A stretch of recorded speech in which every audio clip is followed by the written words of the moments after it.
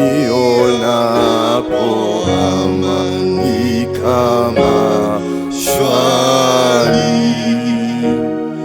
amani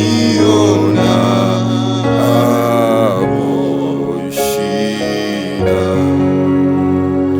kwa mambo yote umenijulisha, ni salama rohoni mwangu, salama, salama rohoni, ni salama rohoni mwangu, salama, salama rohoni, salama, ni salama rohoni mwangu, salama, salama rohoni, ni salama rohoni mwangu. E Bwana, himiza siku ya kuja, anaitaka apolia, utakaposhuka sitaogopa, ni salama rohoni mwangu, salama, salama rohoni, ni salama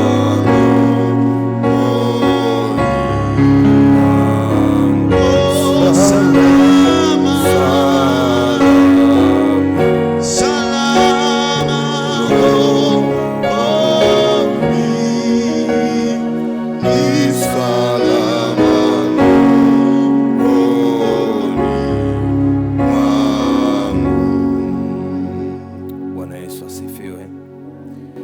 Nikukaribisha kwenye ibada hii ambayo inaruka kwa njia ya mtandao, lakini pia wewe ambaye umefika mahali hapa, Mungu akubariki sana. Bwana Yesu asifiwe. Tunamshukuru sana Mungu ambaye ametupa neema. Tumeanza mwaka mwingine 2026 na leo tena ni tarehe 16 ya mwaka mwingine. Ni neema ya Mungu. Wakati ule ambao tunaona ni kama vile mambo hayaendi, lakini ndio tunaenda hivyo. Tunaona kama hatusogei, lakini ndio tunasogea hivyo. Tunaona kama Januari ni ngumu, lakini ndio tuko tarehe 16, tulishakata nusu ya mwaka, nusu ya mwezi. Kwa hiyo tunamshukuru sana Mungu ambaye ametupa neema na hiki kibali mpaka siku ya leo. Bwana asifiwe.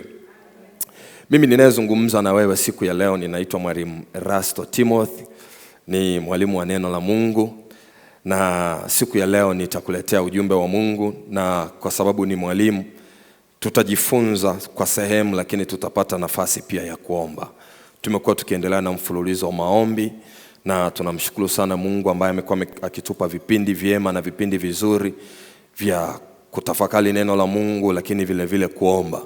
Hakuna silaha ambayo inaweza kumsaidia Mkristo kwenye ulimwengu huu ambao umejawa vita, umejawa upinzani, umejawa upingamizi wa namna mbalimbali, umejawa maneno mabaya, umejawa kutokutakiwa mema, kama kuomba. Ni siri na silaha kubwa sana ambayo inaweza kumsaidia muamini.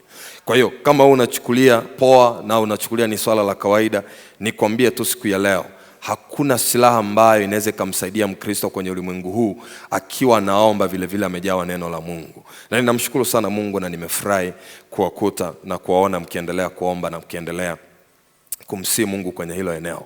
Bila kupoteza wakati, siku ya leo ninatamani tuzungumze somo ambalo linasema kanuni za kimungu. Kanuni za kimungu. au kanuni za kibibilia zinazoweza kumsaidia mtu anayeomba kupata kile anakiomba. Kanuni au siri za kibibilia zinazoweza kumsaidia mtu anayeomba kupata kile anakiomba. Kanuni za kibibilia au siri za kibibilia au siri za kimungu zinazoweza kumsaidia mtu anayeomba kupata kile anachokiomba. Sote tunafahamu ya kwamba kusudi mojawapo la mimi na wewe kusogea mbele za Mungu, au tunapoendelea na maombi au ratiba za maombi, moja ya kusudi la sisi kuomba, kuna kitu ambacho tunakitarajia kwa Bwana. Inawezekana tunapeleka sifa kwa Bwana, kumwadhimisha Mungu, kumshukuru kwa kila ambacho Mungu amekifanya.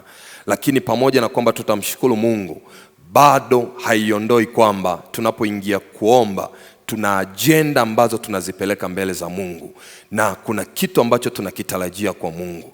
Kwa hata kama tunapeleka shukrani mbele za Mungu, tunapeleka maombi au tunapeleka haja au hoja mbele za Mungu, bado kuna kitu ambacho tunatamani Mungu atutendee, kwa sababu hatujachoka kutendewa na Mungu na hatujafikia kiwango cha kusema Mungu sasa mimi usinitendee, nimefika mwisho. Kila mmoja awe Mungu amekubariki kwa namna ambayo ni ya viwango vya juu na vya ajabu, bado kuna safari tunatamani kuendelea, bado kuna viwango tunatamani kusogea, bado kuna neema tunahitaji kwenye maisha yetu. Kuna mahali tu kuna kibali tunakihitaji, na ndio maana kwa sababu kuna kibali tunakihitaji, tunamhitaji pia Mungu kupitia maombi, na ndio maana hatuchoki na hatutachoka kuendelea kuomba mbele za Bwana. Bwana Yesu asifiwe.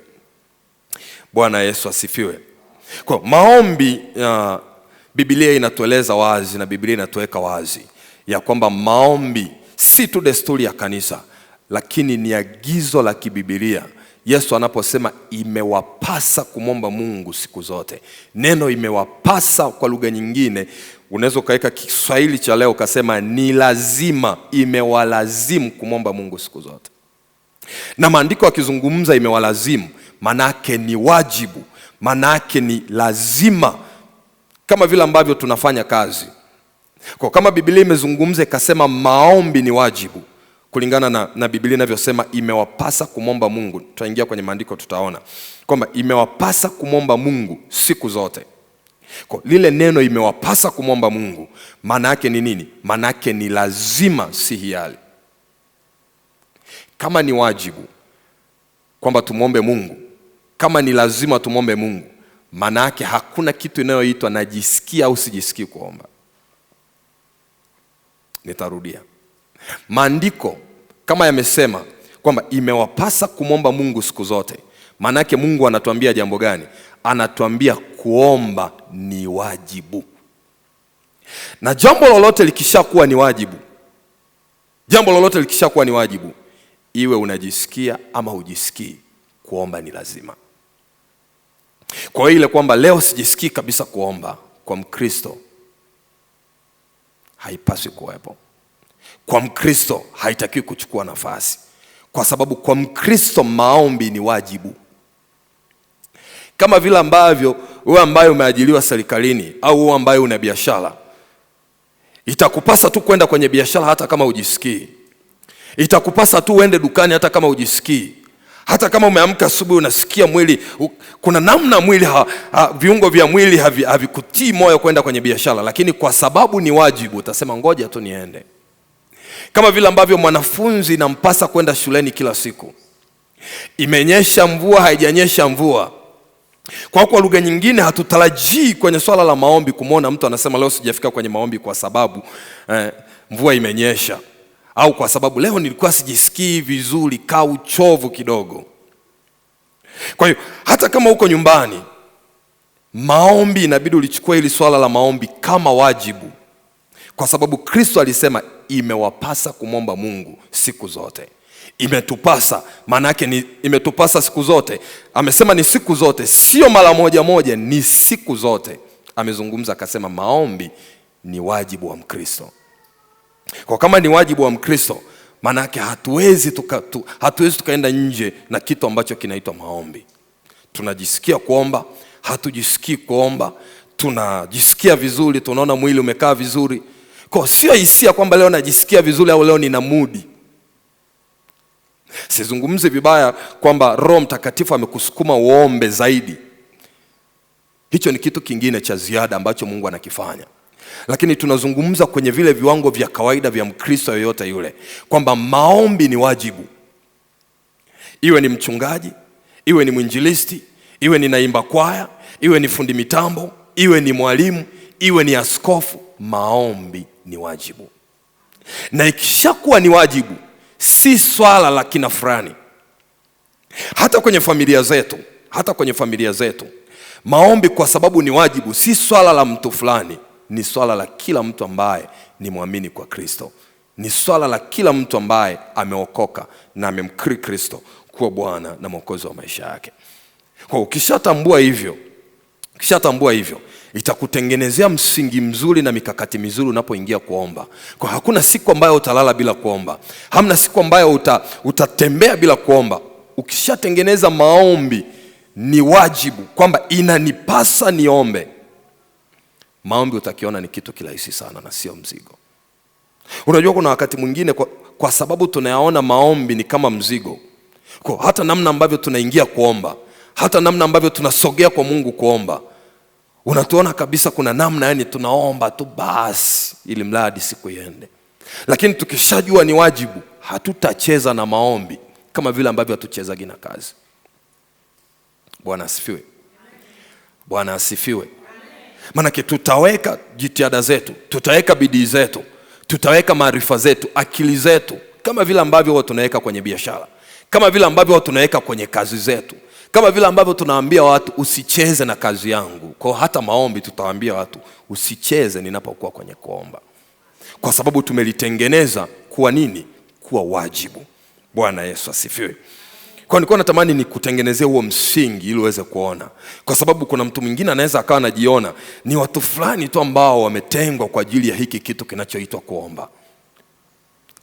Ndiyo, Mungu anaachilia kalama kwa mtu, lakini kuomba ni kalama ambayo kila mtu anayo. Tunatofautiana tu viwango. Kuna mwingine ataomba masaa 8, kuna mwingine ataomba saa 1, kuna mwingine ataomba nusu saa. Lakini kuomba sote tunatakiwa kuomba. Kwa ile kwamba namuona mtu fulani yeye anaomba masaa fulani, isinifanye mimi ambaye naomba nusu saa nikajiona kwamba sipaswi kuomba, maombi ni ya kina fulani. No. Maombi kwa sababu ni wajibu, tutaingia kuomba. Tutaomba kwa sababu Mungu ametuagiza tuombe. Na hakuna namna ambayo sisi tunaweza tukaconnect, tukajiungamanisha na mbingu bila kuomba. Kwa sababu mtu ni roho. Mtu anayo roho. Na kwa sababu mtu ni roho, maana yake ana connect na ulimwengu wa roho kupitia roho yake. Na kama ana connect na ulimwengu kupitia roho yake, maana yake maombi ndio daraja la kumfikisha kwa Mungu. Maombi ndio daraja la kumkutanisha na nguvu ya kiungu ili kutane na kubadilisha maisha yake. Bwana Yesu asifiwe. Hallelujah. Natamani tuanze kuliangalia na tuangalie vipengele kadhaa hapa.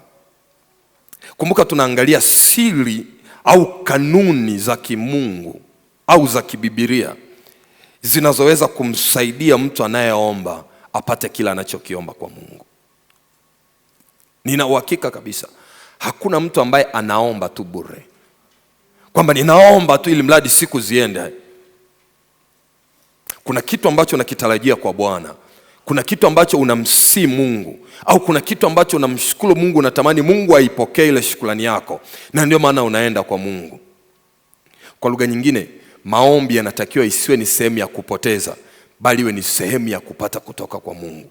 Kwa usione kama vile unapoteza muda wako unapoingia kuomba, unapoingia kufunga ni kama vile umepoteza kilo nyingi sana za mwili wako, ila ona kana kwamba umewekeza kitu fulani cha kimbingu ambacho kitafanya kazi kwenye maisha yako.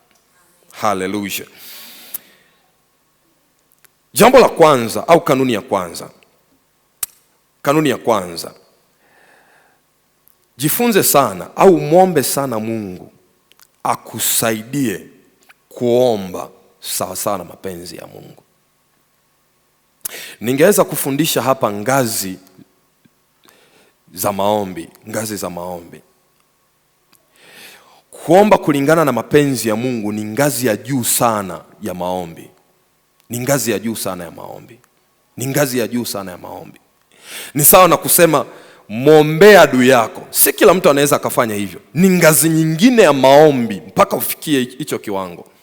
Si kila mtu, na ndio maana kuna mtu akikuona unamwombea mtu ambaye jana alinena maneno mabaya kwenye maisha yako, atakushangaa. Kwa sababu hajafika hicho kiwango cha maombi. Sio nyepesi, sio rahisi.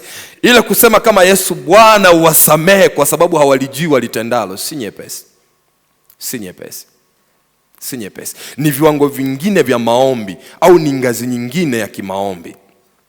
Sasa sitamani niongelee sana kwa habari ya ngazi za maombi, lakini natamani tuangalie hiki kipengele cha kwanza, kwamba kumwomba sana Mungu atusaidie kila ambacho tunakiomba kiendane na kila ambacho Mungu amekipanga kwenye maisha yetu. Ni jambo moja kuomba na ni jambo jingine kuruhusu kila ambacho Mungu amekikusudia kwenye kila ambacho tunakiomba. Kwa ninaweza nikaomba ndio, lakini kuna kila ambacho Mungu amekikusudia kwenye kila ambacho nimekiomba. Na mara nyingi Mungu ambacho anakuwa amekikusudia ndio huwa ni mapenzi yake Mungu. Kwa hiyo inabidi nimwombe Mungu kila ambacho ninakiomba. Nikifika mahali ambapo Mungu anaona hakiendani na mapenzi yake, Mungu akiachilia mapenzi yake ndani ya moyo wangu, yabadilishe kuomba kwangu, niombe sawa sawa na kile Mungu anatamani moyo wangu uzungumze. Na mara nyingi ikifika kwenye mapenzi ya Mungu, Mungu anaangalia sana moyo. Moyo unazungumza nini? Bwana asifiwe. Kuna lugha ambayo moyo huwa unazungumza hata kama sauti ya nje inaweza ikadanganya. Mtu anaweza akakwambia hamna shida, hamna shida, lakini moyoni anasema iko shida. Hapa nje anakwambia hamna shida, hamna shida, hamna shida, iko sawa tu, lakini ukiangalia moyo wake unasema kuna shida kubwa sana. Sasa Mungu anaangalia kila ambacho moyo unazungumza. Kwa kuna wakati tunaweza tukasema ni mapenzi ya Mungu tumeyakubali, lakini Mungu akitazama moyo wetu haujazungumza lugha ile ya kusema ni mapenzi ya Mungu na niko tayari. Mungu akionaga hivyo, anaweza akamchelewesha mtu, anaweza akamsubirisha mtu mpaka moyo wake ukubaliane na kila ambacho Mungu anakizungumza, ndio Mungu anaachilia kile kitu. Kwa Mungu anaweza akamchelewesha mtu, anaona anaendelea kuomba, lakini akitazama hayaoni mapenzi yake Mungu, anayaona mapenzi ya mtu. Kwa Mungu ataendelea kumsubirisha huyu mtu mpaka yale mapenzi yake yaonekane kutimia au yaonekane kutendeka, ndio Mungu anaachilia. Bwana Yesu asifiwe. Haleluya. Kitabu kile cha Yohana wa kwanza. Kitabu kile cha Yohana wa kwanza, sura ile ya 5 na ule mstari wa 14. Yohana wa kwanza, sura ile ya 5 na ule mstari wa 14. Anasema hivi: na huu ndio ujasiri tulio nao kwake, ya kuwa tukiomba kitu sawa sawa na mapenzi yake atusikia. Amezungumza akasema na huu ndio ujasiri tulio nao. Biblia Kiingereza imesema confidence, kwamba tuna ujasiri kwa Mungu kwamba tukiomba kitu chochote sawa sawa na mapenzi yake. Kwa lugha nyingine, neno mapenzi yake anazungumza, anasema sawa sawa na neno lake atusikia. Lugha ile ya mapenzi yake kwa tafsiri nyingine anazungumza sawa sawa na neno lake. Na ndio maana ili kila ambacho nakiomba kiendane na mapenzi ya Mungu, ni lazima kikubaliane na neno la Mungu. Ni lazima kikubaliane na neno la Mungu. Ni lazima kikubaliane na sauti ya Mungu ili Mungu aweze kukifanya. Kwa hiyo Yohana anapotuambia na huu ndio ujasiri tulio nao kwake, ya kuwa tukiomba kitu sawa sawa na mapenzi yake atusikia. Kwa lugha nyingine tukilibadilisha hili andiko, tukasema kwa lugha hii, ukiondoa neno sawa sawa na mapenzi yake, ukiandika tukiomba kitu kinyume na mapenzi yake, kwa lugha nyingine lile jibu atusikia litabadilika, litakuwa hatatusikia. Bwana asifiwe. Litakuwa hatatusikia. Kwa kuna wakati mwingine tukiona tumeomba mbele za Mungu, tumemsihi sana Mungu, tumesogea kwake, tumesogeza ajenda zetu, halafu hatujaona Mungu akifanya. Hebu tuyatafute kwanza mapenzi ya Mungu. Yesu wakati ule yuko Gethsemane, alikuwa akiomba, alikuwa na mapenzi yake yeye, lakini kulikuwa na mapenzi ya kimbingu juu ya maisha yake. Na ndio maana alipobadilisha mtazamo wake, akabadilisha namna ya kuomba, tunamuona namna ambavyo Mungu anajibu na kutenda. Kitabu kile cha Luka 22 mstari wa 42. Luka 22:42. Luka 22:42. Akisema, Baba, ikiwa ni mapenzi yako, uniondolee kikombe hiki. Anasema ikiwa ni mapenzi yako, uniondolee kikombe hiki. Walakini si mapenzi yangu, bali yako yatendeke. Kwa lugha nyingine hapa Yesu amevaa ule ubinadamu wa kawaida, kwamba anaangalia kabisa kwa ubinadamu wa kawaida, anazungumza, anasema. Kwa lugha nyingine anaona kuna kikombe kiko mbele yake, lakini kwa namna ya mwanadamu asingeweza kukinywea kile kikombe, asingeweza kuliendea lile jambo, asingeweza kuendea ule msalaba.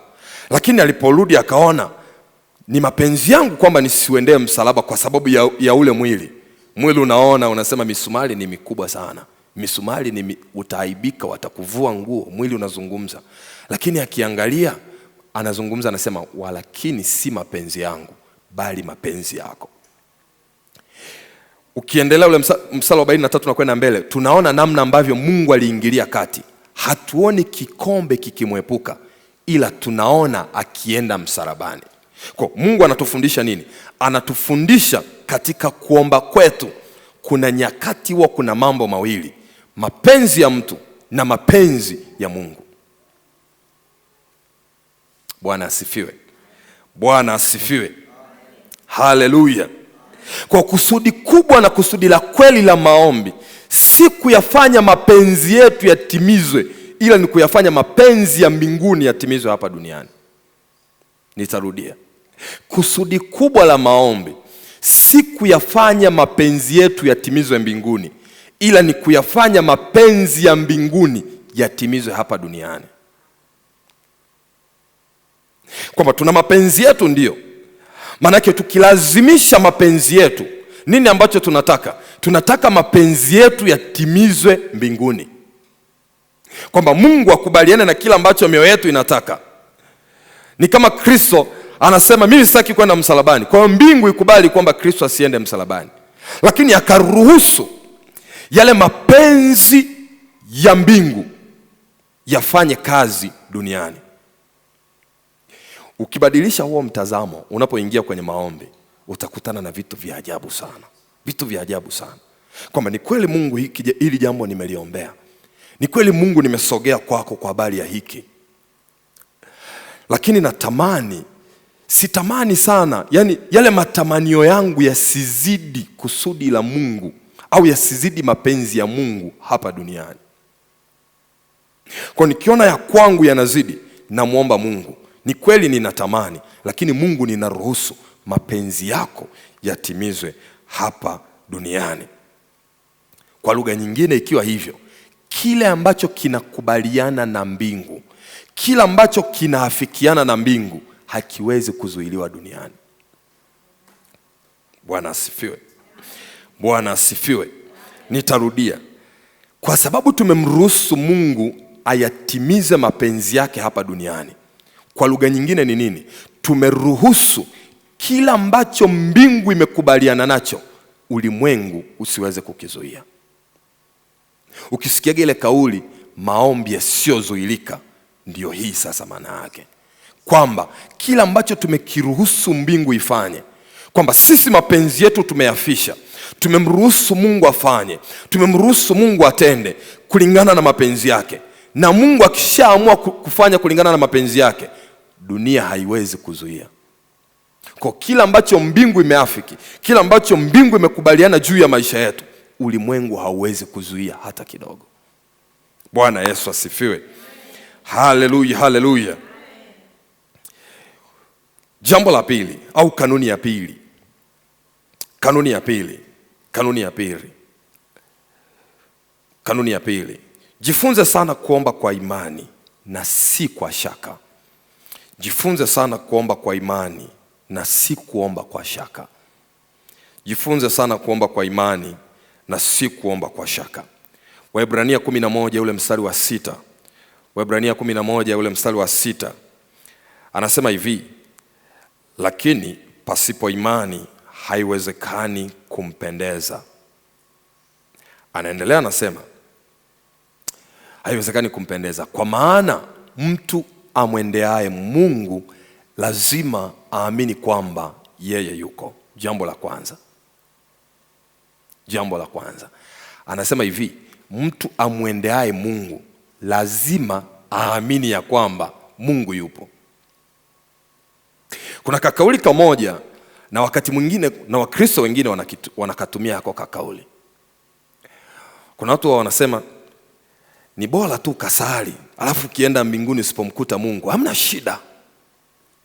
Ukimwona mtu wa hivyo, uwe na uhakika haamini kama Mungu yupo.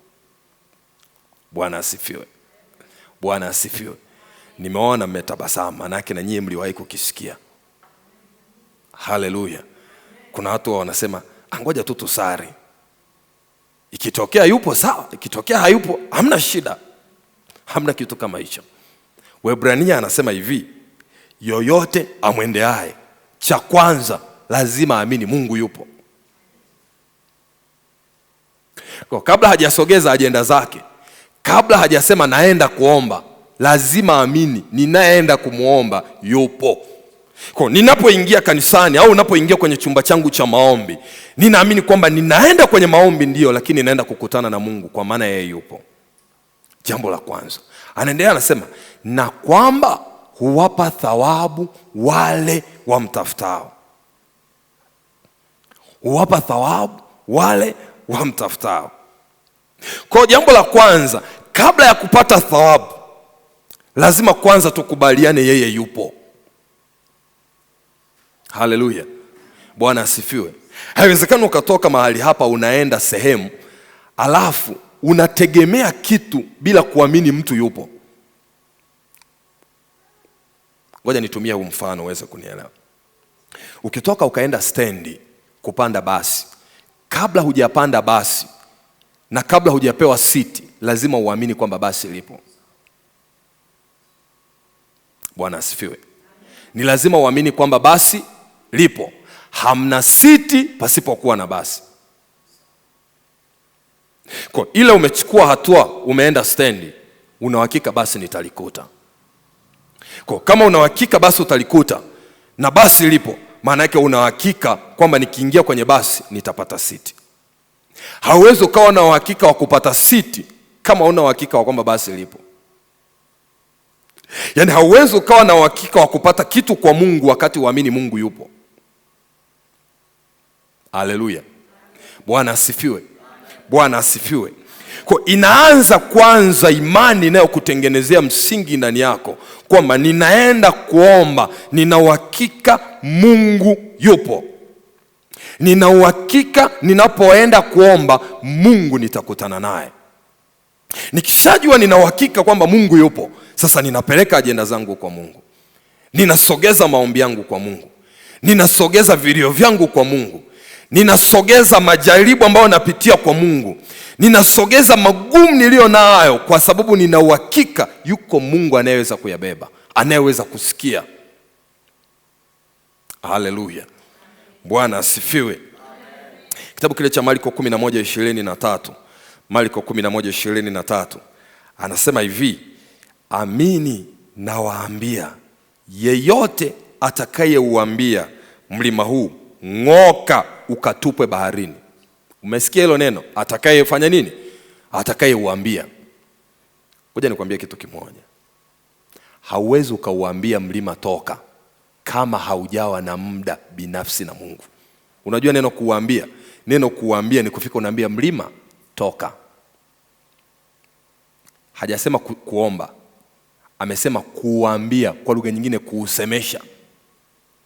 Sasa hauwezi kausemesha mlima kama haujawa na muda mwingi na Mungu. Mlima hautaondoka. Utausemesha na kesho utaukuta mlima upo unakutazama. Utalisemesha jambo na kesho utalikuta vile vile linakutazama. Anasema, narudia tena, amini nawaambia, yeyote atakayeuambia mlima huu ng'oka ukatupwe baharini, wala asione shaka moyoni mwake, ila aamini kwamba.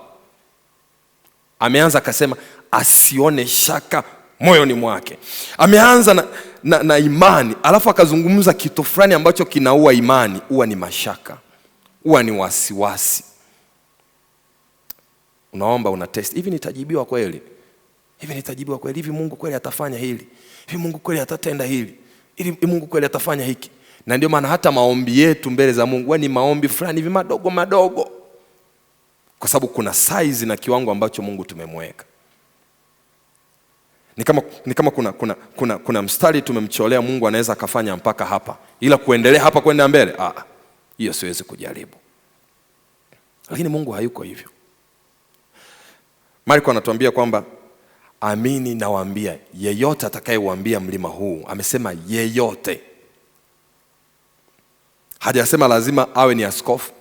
Hajasema lazima awe ni mchungaji, kwa sababu kuna watu wengine wanachukulia kama ni jambo fulani ni la mchungaji, au jambo fulani ni la mwinjilisti, au jambo fulani ni la mwalimu.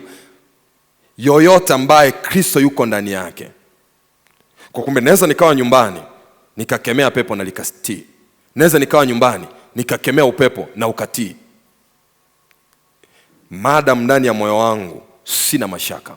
Anasema akauambia mlima huu ng'oka ukatupwe baharini, wala asione shaka moyoni mwake, ila aamini kwamba hayo asemayo yametukia. Tamani nikuongezee kitu hapa wakati tunaendelea kuangalia hiki kipengele cha pili. Anasema amini ya kwamba yale ayasemayo yametukia. Yamefanya nini? Yametukia. Okay, Biblia ya Kiingereza anasema hivi. Anasema kwamba kile kipengele cha mwisho, but shall believe that those things which he said shall come to pass. Kwa Kiswahili au kwa Kinyakyusa anasema hivi, tayari imeisha. Yaani tayari imekwisha kufanyika. Bwana asifiwe. Bwana asifiwe. Kwa lugha nyingine, ninapoingia kuliombea jambo, pengine mimi ni mgonjwa, ninapotoka kwenye maombi, inabidi nisitoke na sura ya kuugua tena. Inabidi nitoke na nuru ya kupona, hata kama bado ninachechemea. Mtu akinitazama, ni kweli ninachechemea, lakini ndani ya moyo wangu nimekwisha kuponywa. Kwa hata ninavyotembea, hata ninavyozungumza, hata ninavyoongea, hata matendo yangu yanabadilika, yanakuwa ni Mungu amekwisha kutenda. Ngoja nitoe ushuhuda huu. Niliwahi kwenda mahali fulani Njombe. Wakati nazungumza na wakati nahubiri, kuna baba mmoja aliletwa. Wakati ameingia kanisani, alikuja ameshikiliwa na watu wawili, hawezi kutembea, mguu wake wa kulia ulikuwa na changamoto. Miaka 3 hawezi kutembea. Kwa wamekuwa wakiwa wanamleta kanisani, wanakuja naye kila siku, wanaingia naye ibadani. Kwa niko mbele kama hapa, yule baba akaingia, akakaa siti ya nyuma kule. Wakati tumeita watu wa kuombea, yule baba akasogea mbele. Aliposogea mbele nikamwombea. Nimemaliza kumwombea, hakuna kilichobadilika. Alikuja anachechemea na akarudi kwenye siti yake ya nyuma anachechemea. Na tukamshukuru Mungu. Ibada ikaendelea. Tumemaliza matangazo na vitu vingine. Mchungaji anakuja kufunga ibada, tunamaliza kufunga ibada, tunashangaa mtu anasema, "Mchungaji, nina jambo." Kutazama tunamwona yule ndugu, yule baba aliyekuja kuombewa. Anasema, "Babu, unaweza kuniruhusu nitembee kuja mbele?" Mchungaji akasema, "Tembea." Awamu hii alikuja anatembea akiwa ameshikiliwa na watu wawili. Lakini sasa hivi baada ya maombi anarudi anatembea akiwa mwenyewe. Nini ambacho natamani kukuambia? Tulipomaliza kumwombea hakupona hapo. Kuna wakati Mungu anamponya mtu hapo hapo, inategemea. Unaweza kumwombea mtu kwa habari ya kansa na akapona hapo hapo. Unaweza kumwombea mtu kwa habari ya kitu fulani na Mungu akatenda hapo hapo. Wale wakoma Yesu aliwaombea, lakini maandiko yanasema walipokuwa wakienda walikuwa wakitakasika. Walikuwa wakitakasika. Kuna kitu kilikuwa kinaendelea kufanyika. Kuna wakati mwingine Mungu kuna vitu anaendelea kuvifanya. Unaweza kuwa umeingia kwenye maombi, umeombea swala fulani, umeombea biashara yako. Unatoka hapa ndio kwanza ulivyoiacha ndivyo ambavyo unaikuta. Mungu anatamani lile neno ambalo umetoka nalo kwenye maombi ndilo neno ambalo utembee nalo. Kwa kama uliingia Mungu akakwambia ninafanya, kwa utembee kwa lugha ambayo Mungu amefanya na Mungu ametenda. Bwana asifiwe. Narudi kwenye ule mfano. Yule baba alirudi akiwa kama alivyokuja kuombewa, lakini kuna kitu kilifanyika ndani ya moyo wake. Kwa wakati ibada inaendelea, Mungu anaendelea kukifanya, Mungu anaendelea kutengeneza, Mungu anaendelea kumponya. Alafu baada ya ibada unaona kuna kitu Mungu amekifanya kwake. Na ndio maana usiangalie matokeo ya sasa hivi, angalia ushawishi wa ndani, nini kinazungumza ndani yako. Umewekewa mkono, umeombewa au umeingia kuomba mwenyewe, kuna agenda ambazo umezisukuma mbele za Mungu, umeziombea mbele za Mungu, umesogea kwa vilio, kwa machozi, umemwomba Mungu. Ukitoka hapo, kila ambacho umekizungumza kwenye maombi kitengeneze kuwa maisha yako. Bwana Yesu asifiwe. Bwana Yesu asifiwe. Kwa anasema aamini ya kwamba yametukia, na akiamini yametukia, ameweka na mkato, anasema hivi, akifikia kiwango hicho yatakuwa yake. Bwana asifiwe. Bwana asifiwe. Yanaanza kwanza, inaanza imani sio kuwa na mashaka. Ile imani inamsukuma kuambia mlima. Baada ya kuambia mlima, anaenda kwenye kiwango kingine ambacho hicho kiwango ni cha kuamini kwamba yamekuwa ya kwake au kupokea. Baada ya kupokea, yanakuwa tayari ni ya kwake. Bwana asifiwe. Bwana asifiwe. Haiwi ya kwako mpaka umeamini ndio inakuwa ya kwako. Ndio maana tunaweza tukaingia kwenye ibada watu wengi. Tunaweza tukaingia kwenye mfungo wa maombi watu wengi. Wengine wanarudi na shuhuda, lakini wengine tuko vile vile hatujabadilika. Kuna kitu hakiko sawa. Kuna kitu mahali tu hakiko sawa. Bwana Yesu asifiwe. Bwana Yesu asifiwe. Kwa ile kuuliza maswali sio kwamba unashaka, ila ni kwamba unatengeneza uhakika kwa Mungu. Mahali ambapo hujaelewa unaweza kumuuliza Mungu, na uzuri Mungu kwetu ni rafiki. Unaweza kumuuliza Mungu, hapa vipi? Kuliko kulazimisha ni kama vile umeelewa lakini hujaelewa. Lakini kuwa na imani maana yake ni nini? Kuwa na imani maana yake ni uhakika ya kwamba Mungu ni yeye asemaye kuwa ni yeye na atatenda aliyoyaahidi. Kuwa na imani maana yake ni nini? Ni kuwa na uhakika ya kwamba Mungu ni yeye asemaye kuwa yeye ni Mungu, na ya kuwa alichokisema au alichokiahidi atatenda, atakifanya. Bwana Yesu asifiwe. Haleluya. Kwa lugha nyingine sasa, na kutengeneza neno moja kwenye hicho kipengele, unaweza kusema hivi: imani, maombi ni imani iliyochukuliwa hatua. Kwa unapoingia kuomba, maana yake umechukua swala la kiimani ukachukua hatua. Kwa maombi ni imani iliyochukuliwa nini? Hatua. Hebu tuangalie mfano mwingine kwenye kitabu kile cha Wafalme wa kwanza sura ya 18 mstari 41 na 45. Biblia inazungumza vyema kwa habari ya mtumishi wa Mungu aliyeitwa Elia. Sote tunafahamu kwa habari ya Elia. Elia ameingia kuomba.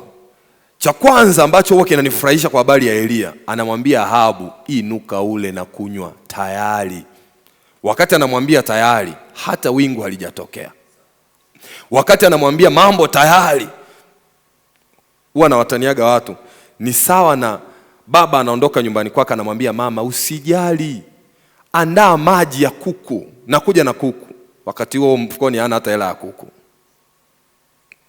Ni imani, unajua. Bwana asifiwe. Bwana asifiwe.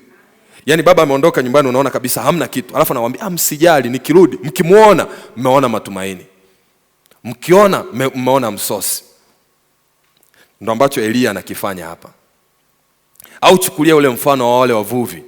Wametoka nyumbani kwao, wanaenda kuvua samaki, kina Petro.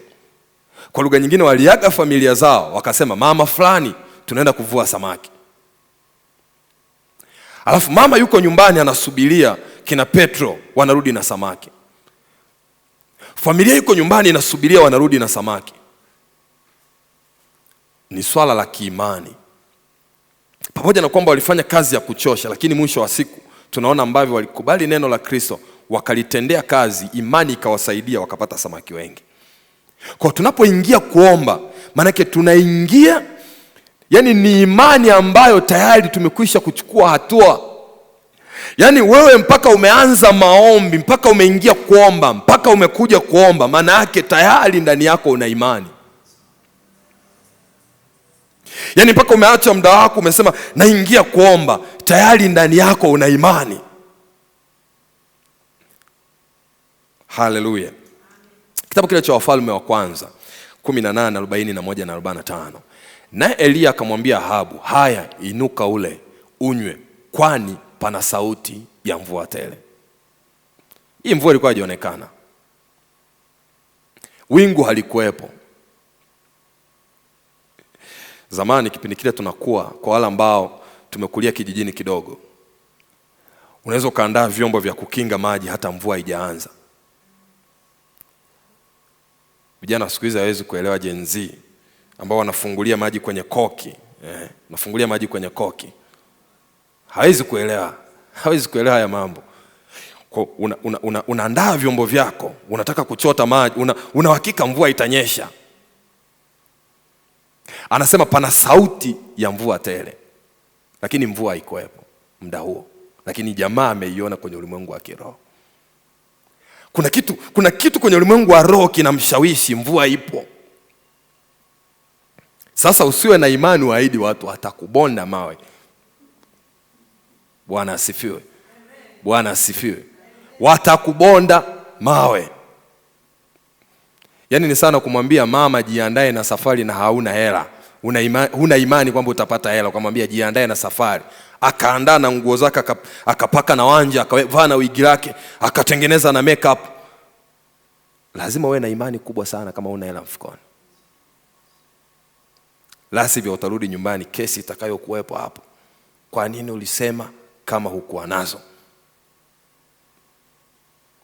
Jiulize, Ahabu angemkutana na Elia alafu mvua haijanyesha, angemfanya kitu mbaya. Bwana Yesu asifiwe. Kwa anasema na Elia akamwambia Ahabu, haya inuka ule unywe, kwani pana sauti ya mvua tele. 40 umeruka mpaka 45. Okay. Ikawa muda si muda, mbingu zikawa nyeusi kwa mawingu na upepo, ikanyesha mvua nyingi. Ahabu akapanda garini akaenda zake. Hebu turudi ila 42. Turudi 42. Basi Ahabu akainuka ili ale na kunywa. Naye Elia akapanda juu mpaka kilele cha Karmeli, akasujudu kifudifudi, akainama uso mpaka magotini. 43. Akamwambia mtumishi wake, kwa sasa utazame upande wa bahari. Akakwea akatazama na kusema, hakuna kitu. Naye akanena, enenda tena mara 7. Ni kweli mara ya kwanza haikuwepo. Ni kweli aliomba mara ya pili haikuwepo.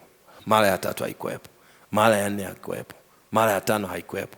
Lakini hiyo haikufanya ndani yake atengeneze mashaka na Mungu au akate tamaa kwamba Mungu hajafanya. Ni kweli nimemwomba Mungu anipe mke mwaka wa kwanza, wa pili, wa 3. Nimemwomba Mungu anipe mme. Nimemwomba Mungu anipe mtoto mwaka wa kwanza, mwaka wa pili. Nimeingia kwenye maombi ya siku 40 yakaisha. Maombi ya siku 21 yakaisha. Nikaanza mwaka mwingine. Hainifanyi. Nikamkatia Mungu tamaa. Usimkatie Mungu tamaa kama ambavyo nakatiaga tamaa wanadamu. Ukimkatia Mungu tamaa, umepoteza muujiza wako. Yawezekana kabisa. Fikiria. Na ninamshukuru Mungu sana, huyu mtumishi wa Elia naye alikuwa ni mtumishi kweli kweli.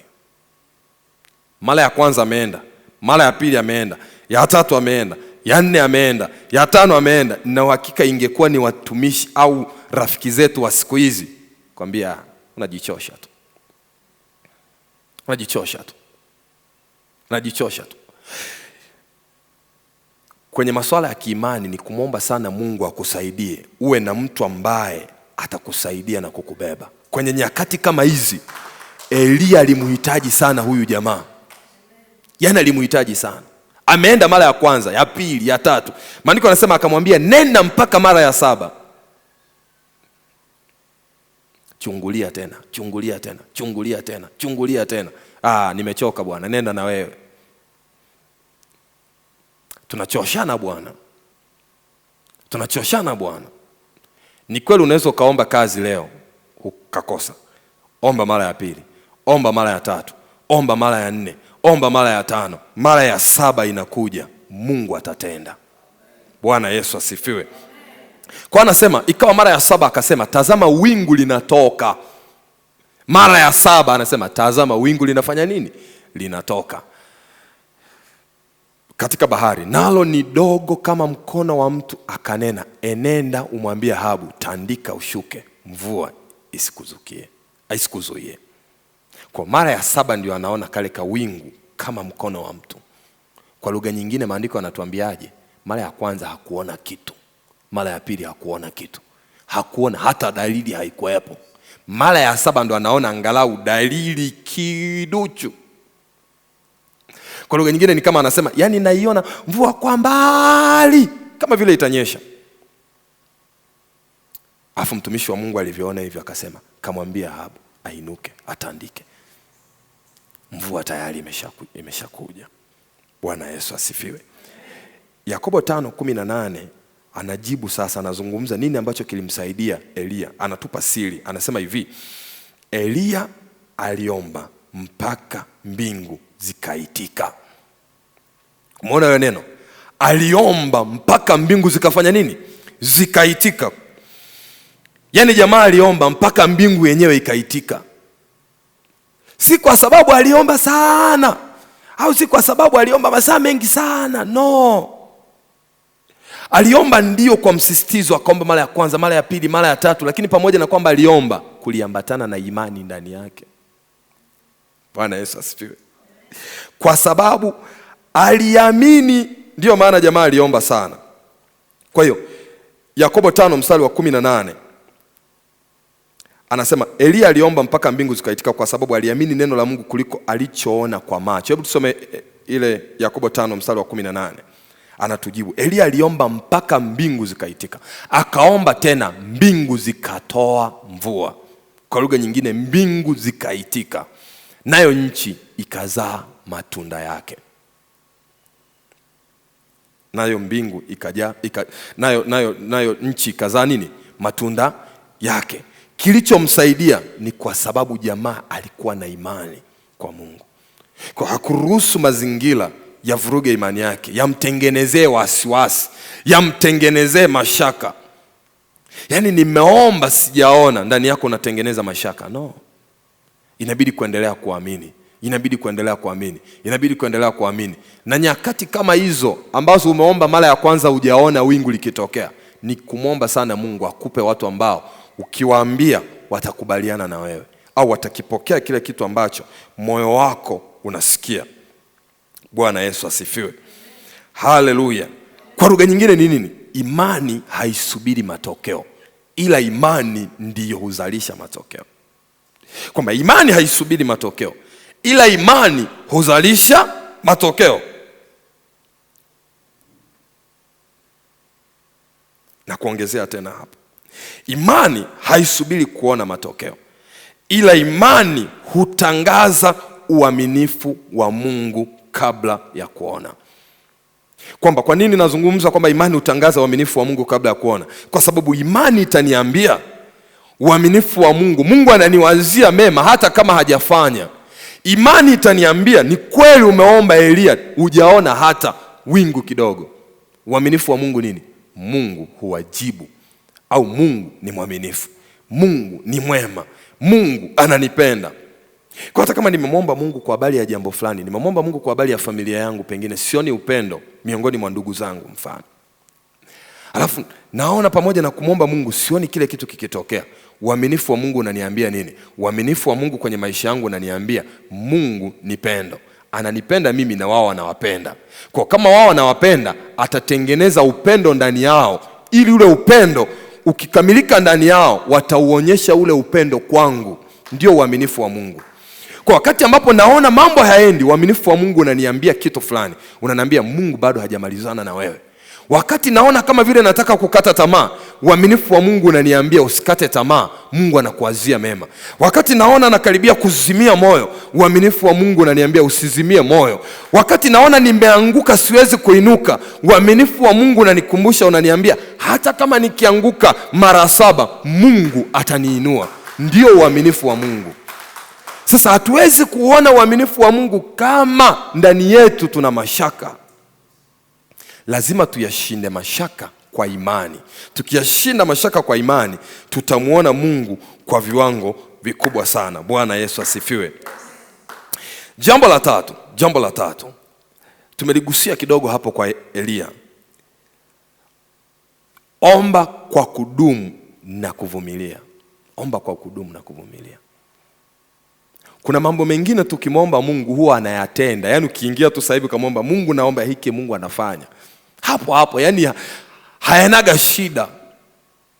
Lakini kuna mambo ambayo tukiomba kwa Mungu yanahitaji tuendelee. Yaani yanatuhitaji tudumu katika kuomba. Yanatuhitaji tudumu katika kuomba. Na hapo mara nyingi Mungu anakuwa anazungumzia akili yetu ikae kimaombi. Mawazo yetu yakae kimaombi. Kudumu kwetu kwa maombi, hatudumu tu kwa sababu tumekutana. Ila hata kama niko nje na eneo ambalo ni la kukutana, niko nje na kanisa, niko nje na chumba cha maombi, akili yangu bado inadumu kwenye maombi. Bwana Yesu asifiwe.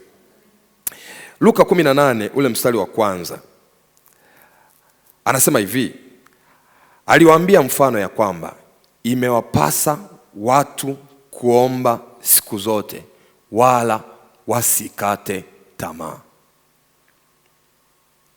Wala wasikate tamaa. Kinachotuharibu na kinachotuondoa kwenye kuomba siku zote ni kwa sababu ya kukata tamaa. Kwamba kuna mahali tunafika tunakata tamaa. Tunakata tamaa kwa namna gani? Tunajikatia tamaa wenyewe. Tunamkatia tamaa Mungu. Bwana asifiwe. Bwana asifiwe. Yaani ni heri ukajikatia tamaa wewe, lakini usimkatie Mungu tamaa. Kwa lugha nyingine Mungu anatuambia hatutakiwi kukata tamaa. Bora tamaa ikate tamaa yenyewe, lakini sisi hatupaswi kukata tamaa. Bwana Yesu asifiwe. Neno kudumu si kurudia maneno yale. Si kurudia yale maneno kwamba nimemwomba Mungu, ila ni kutengeneza msingi wa kiimani kwenye kile ninakiomba.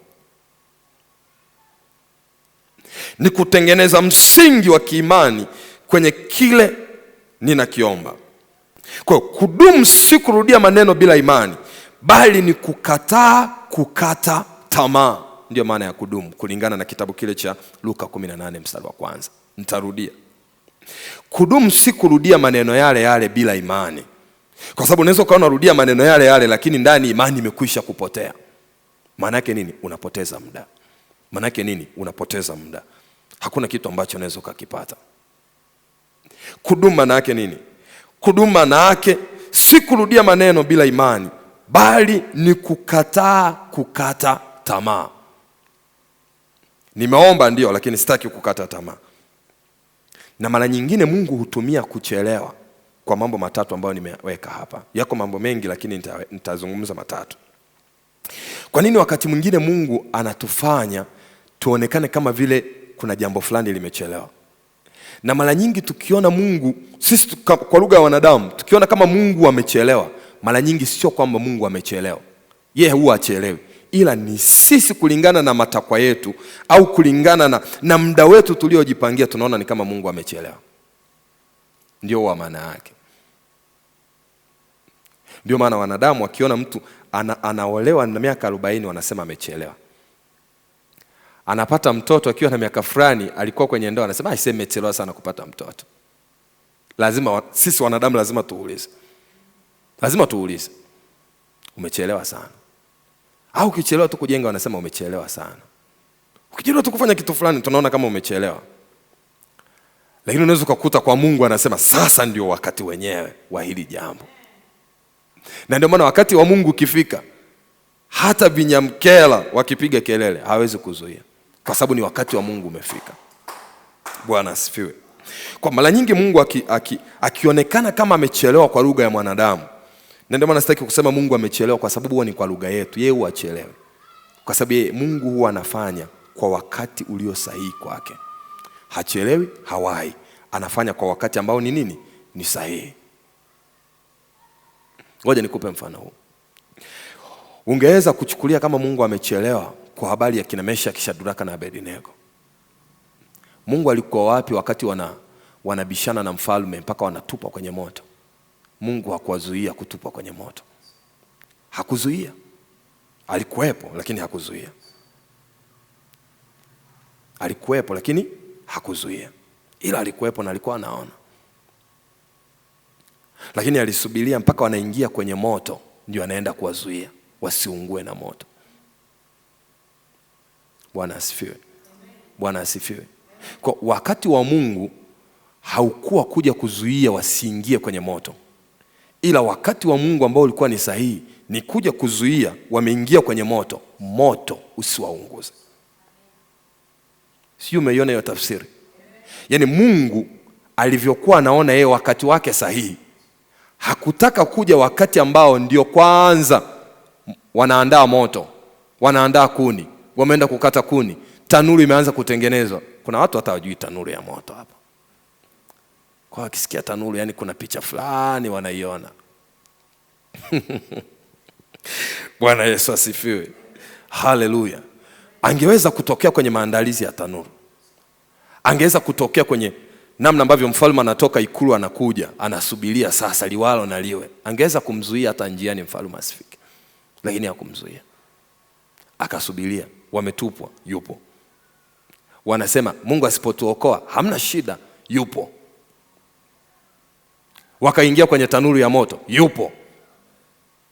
Moto unawaka, yupo. Hakuzimisha moto, ila akazuia moto usiwaunguze. Na cha ajabu alichofanya, hata tu moshi haukuwapata. Kwa wakati wale wanawatupa, Mungu alikuwepo. Wale wanaowatupa wakaungua na moto, ila wao wakapita. Kwa ule ndio ulikuwa wakati wa Mungu. Bwana Yesu asifiwe. Kwa kuna kipindi tu, na hatutakiwi kukamisi sana. Hatutakiwi kukamisi sana. Unaweza ukaona kana kwamba kuna jambo fulani Mungu hajakuokoa nalo ukalalamika sana. Au unaona kuna jambo fulani Mungu kana kwamba yani Mungu gelifanya wakati huu, na tukamlalamikia sana Mungu. Lakini Mungu akitazama anasema ungejua, yani ilibaki kidogo tu mimi nitoke. Tusikate tamaa. Bwana asifiwe. Mungu anaonekana kama amechelewa kwa mambo matatu. La kwanza ni kuijenga imani yetu. Ni kuijenga imani yetu. Jambo la pili ni kuimarisha uvumilivu ndani ya mtu. Na jambo la tatu ambalo ni la muhimu sana ni kuongeza utegemezi kwake. Ni kuongeza utegemezi kwake. Ni kuongeza nini? Utegemezi kwake. Kwamba kuna nyakati Mungu anaonekana kuchelewa. Lengo lake ni sisi tuongeze, yani kumtegemea. Hivi ushai kukutana na ile hali unafika kwenye maisha, yani kila kitu unaona yani kimegoma. Hapo sasa unasema Mungu basi sasa hivi sasa Mungu ninakusubiria wewe. Bwana asifiwe. Bwana asifiwe. Ngoja nitolee mfano wa hela, pengine unaweza kanielewa. Kuna mtu amekwambia na kuingizia hela ili ufanye jambo fulani, unashangaa haja kuingizia hela. Kuna kahela ukakasubiria, yani ndio huna hata shilingi 100 nyumbani, unakasubiria na hakatokei. Na maombi ukafanya, Mungu ninamuombea huyu ndugu yangu, ile hela ambayo ninamdai aniwekee leo kama alivyosema, na hakuwekei. Yanafikia kipindi ambacho sasa milango yote imefunga.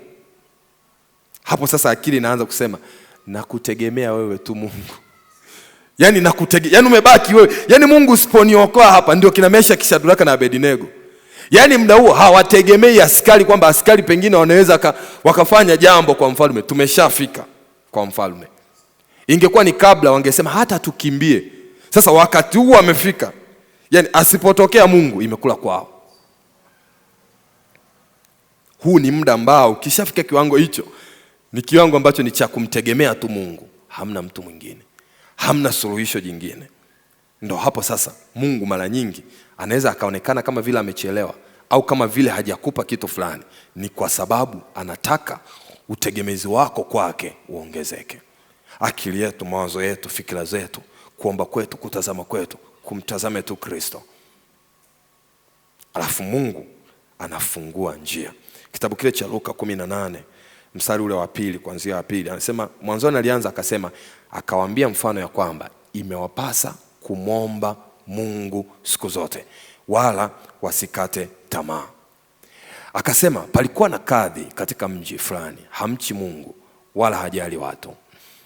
Na katika mji huo palikuwa na mwanamke mjane aliyekuwa akimwendea akisema, nipatie haki. Umekimbiza kidogo. Nipatie haki na adui wangu. Ule mstari wa 4. Naye kwa muda alikataa, halafu akasema moyoni mwake, ijapokuwa simchi Mungu wala sijali watu. Angalia neno ule mstari wa 4. Tuli kwanza ule mstari wa 4, twende taratibu. Maandiko yanasema hivi, naye kwa muda alikataa. Yesu ameanza akasema, imewapasa kumwomba Mungu siku zote. Imewapasa kumwomba Mungu siku zote. Akaendelea anaunganisha lile neno alilolisema, imewapasa kumwomba Mungu siku zote. Mstari wa chini anasema palikuwepo na kadhi, akamwelezea sifa zake wa kadhi. Alikuwa hamchi Mungu. Lakini alikuwa na fedha, alikuwa na mkate nyumbani mwake. Mkate ni tafsiri ya kwamba alikuwa na shekeli, alikuwa na kitu nyumbani mwake. Yaani zilikuwepo nyumbani kwake. Bwana asifiwe. Anasema naye kwa muda alikataa. Aliendewa akiombwa. Kwa muda alikataa. Halafu akasema moyoni mwake, hakumwambia yule mtu. Akasema moyoni mwake, ijapokuwa simchi Mungu wala sijali watu. Mstari wa 5. Lakini kwa kuwa mjane huyu ananiudhi, nitampatia haki yake, asije akanichosha kwa kunijia daima. Mstari wa 6. Bwana akasema, sikilizeni asemavyo kadhi dhalimu. Na Mungu je, hata wapatia haki wateule wake wanaomlilia mchana na usiku, naye ni mvumilivu kwao. Aliyesema ni mvumilivu kwao ni Mungu. Anasema Bwana naye hata wapatia.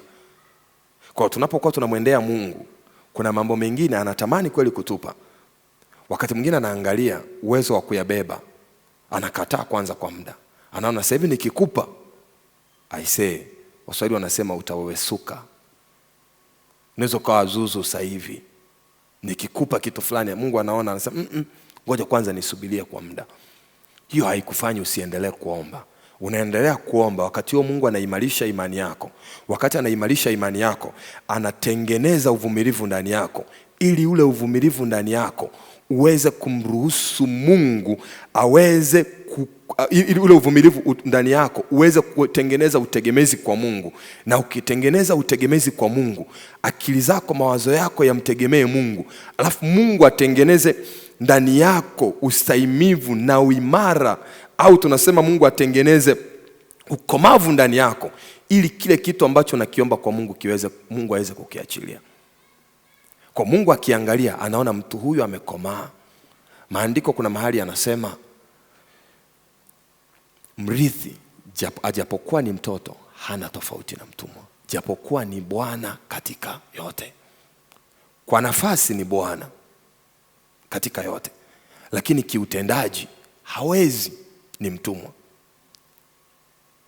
Nafasi anaonekana ni mtu mkubwa, lakini kiutendaji ni mtumwa. Japokuwa ni bwana katika yote, lakini kiutendaji hawezi kuachiwa gari aendeshe, ni mtoto, ataharibu. Hawezi akaambiwa tengeneze bajeti za nyumbani, hajui, hela zitaisha. Kwa kuna wakati tunamwomba Mungu, sio kwamba hataki kutupa, lakini anaona nikikupa hela hizi sasa hivi wewe, kesho tu zimeisha. Nikikupa kitu fulani sasa hivi, kesho tu zimeisha. Kwa Mungu anakusubirisha kwanza, akutengenezee imani, ukomavu ndani yako. Alafu akiona ule ukomavu umekwisha kuwepo, alafu Mungu anaachilia kile kitu. Ili usije ukawewesuka, usije ukapata kile kitu ukaacha kuja kanisani, ukaacha kuja ibadani. Wanasema mambo yamekuwa ni mengi sana siku hizi. Yaani ratiba hizi zimekuwa ni nyingi sana. Ratiba, mchungaji, ratiba zimekuwa ni nyingi sana. Bwana asifiwe. Huko ndo tunaita Mungu akiachilia baraka, ile baraka inakuwa ni mzigo. Kwa hiyo ili siwe mzigo, Mungu anaamua kwanza kuruhusu. Anakusubirisha kwanza. Ni kama vile moyoni mwake anajua anataka kukupa. Anasubiria uendelee kuomba, uendelee kuomba. Wakati unaomba, sio kwamba upo tu, ila anaimarisha misuli ndani yako. Anaimarisha imani ndani yako. Kwa akija kuachilia kile kitu, hautawewesuka na baraka ambayo Mungu ameiachilia. Hautachanganyikiwa kwa sababu Mungu amekupa kitu fulani. Hautachanganyikiwa kwa sababu Mungu amekupa kazi. Hautachanganyikiwa kwa sababu biashara imekuwa. Hautaacha kuja ibadani unasema mtumishi, yani Jumapili ndio biashara huwa ina. Yani biashara, yani Jumapili ndio huwa imechangamka sana. Ile fungu la 10 nitatoa. Sadaka nitatoa. Nitakuwa mtoaji mzuri, lakini mchungaji, kwa kweli kwenye ibada naomba tu unisamehe. Mambo yamekuwa ni mengi sana. Maana yake nini? Ule ukomavu kabla ya baraka haukufikia kile kiwango ambacho Mungu alitaka. Lakini Mungu ukimruhusu Mungu akaachilia ukomavu, hautachelewa kuingia kwenye ndoa. Ukaingia kwenye ndoa, yani ukawa yani ni kama vile yani walikuchelewesha sana. Yani hautawesuka na kile kitu. Hautapata kazi yani ukaonekana ni mtu ambaye yani ni kama vile sasa umefikia kiwango cha mwisho. No. Utaonekana ni mtu wa kawaida, utamshukuru Mungu na utasema Mungu asante. Utapata kitu fulani na utasema Mungu asante, umetenda. Hakitakuharibu. Yani hakitakuharibu. Bwana asifiwe. Bwana asifiwe. Kwani hujawahi kuona watu wanapata baraka za Mungu wanaacha hata kusalimia? Wanaacha hata kupita, yani kiburi kinainuka ndani yao. Bwana asifiwe. Ni heri kumngoja Bwana akakuimarisha, ili akiachilia kile kitu uko imara, haubadiliki kwa namna ya nje. Ni kwa sababu Mungu ameachilia kitu kwa mtu ambaye amekomaa. Bwana asifiwe. Na hapa siongelei ukomavu wa kiumri, naongelea ukomavu wa kiimani. Yaani umekomaa kiasi fulani ambacho Mungu akiachilia kitu, yani hakikutesi, hakiwi mzigo, hakiwi laana. Yani baraka haigeuki kuwa laana kwa wengine. Bwana asifiwe. Hujawahi kuona watu wananunua magari alafu inakuwa ni laana kwa wengine? Anapita hapo mtaani, anaona kuna maji, anaongeza speed. Wala ambao mnatembea kwa miguu mtajua hamjui. Bwana asifiwe. Bwana asifiwe. Au unamkuta mwingine ameinuliwa vizuri kabisa, anakuwa ni mzigo kwa kanisa, anakuwa ni msumbufu kwa kanisa. Sasa Mungu hataki mtu afike huko.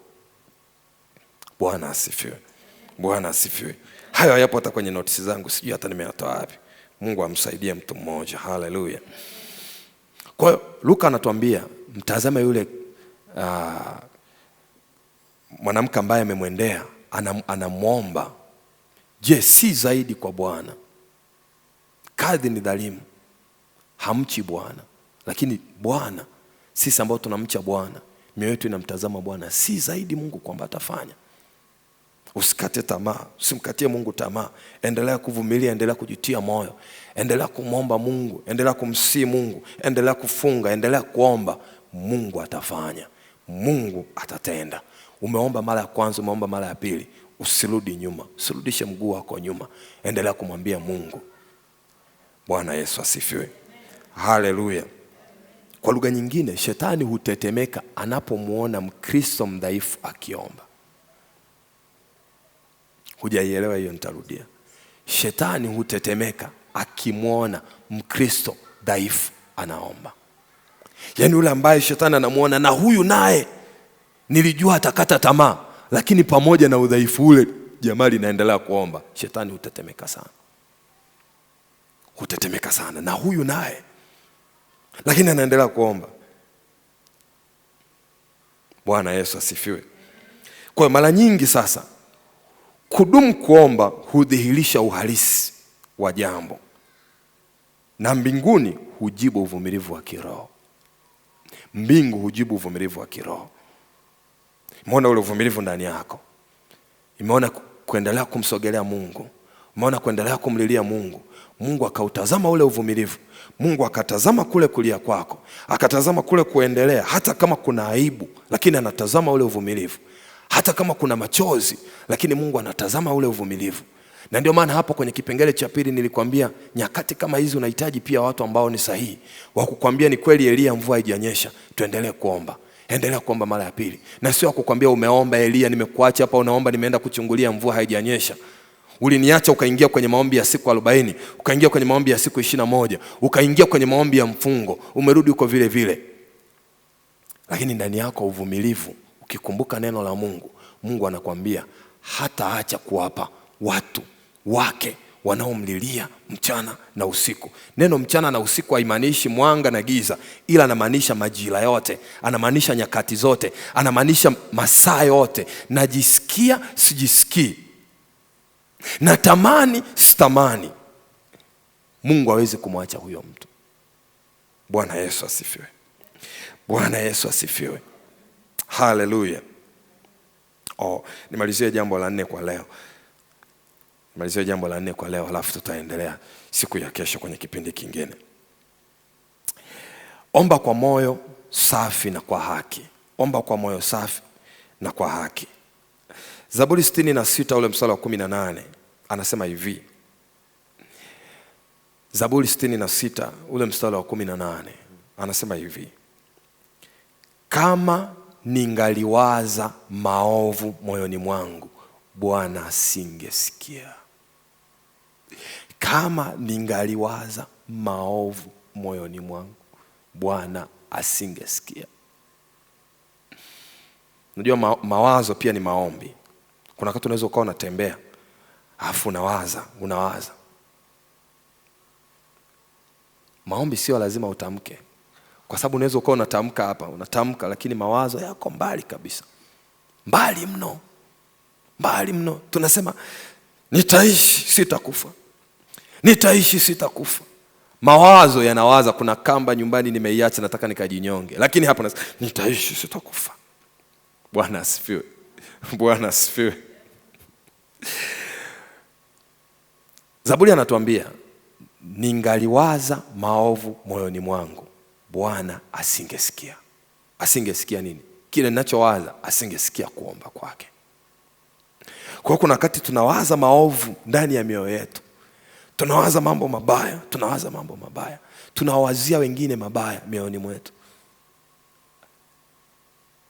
Inatunyima fursa ya kumruhusu Mungu afanye. Maandiko anasema ukienda kutoa sadaka, halafu una neno na ndugu yako, iache kwanza sadaka, nenda katengeneze.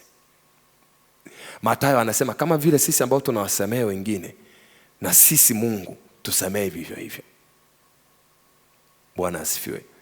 Bwana asifiwe. Ngoja nizungumze na Yakobo 5, alafu nitaongea hapo kwa sehemu. Yakobo 5 ule mstari wa 16.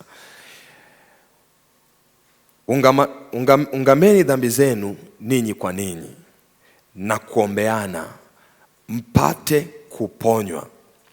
Kuomba kwake mwenye haki kwafaa sana. Kuomba kwake mwenye haki kwafaa sana. Ungameni dhambi zenu ninyi kwa ninyi. Kuna ungamo linaitwa kuungama dhambi ninyi kwa ninyi. Changamoto tu ni kwamba yani unaweza kaungama kwa mtu alafu ikawa ni matangazo. Ndio maana tunaungama tu kwa Kristo. Bwana asifiwe.